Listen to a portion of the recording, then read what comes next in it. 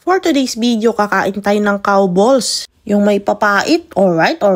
Tara, samahan nyo akong kumain dito sa Old Town Eatery. Barangay Dalumpinas Weste, San Fernando City, La Union. Open sila Monday to Saturday. Gaan nyo pumunta kasi mabilis lang maubos yung ulam nila. Paano ba naman napaka-solid ng menu? May cow balls, may igado, beef steak, dinuguan na laman loob ng baboy. Meron din silang pulpog, kaldereta, ata-ata na paubos na at adobong nagmamantika. Meron ding special sinanglaw. Pero para maiba naman, umorder tayo nitong kaldereta at pulpog. At yung paborito nating cow balls. Napakasolid nitong ukol-ukol ng baka, mga kapulutan. Hindi sabaw yung pinalagay ko, papait para mas solid. Napaka-creamy, napakalambot. Para lang siyang itlog. Pero itlog naman talaga siya, mga kapulutan, ng baka. Sabi nila mabisa daw to pampalakas ng tuhod ng mga matatanda.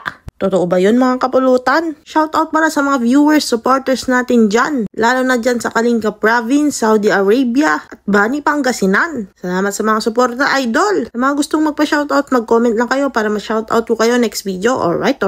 Kaya kung gusto nyo makatikim ng masarap na putahing Ilocano, subukan nyo dito sa Old Town Eatery, Barangay Dalumpinas Weste, San Fernando City, La Union. Alright.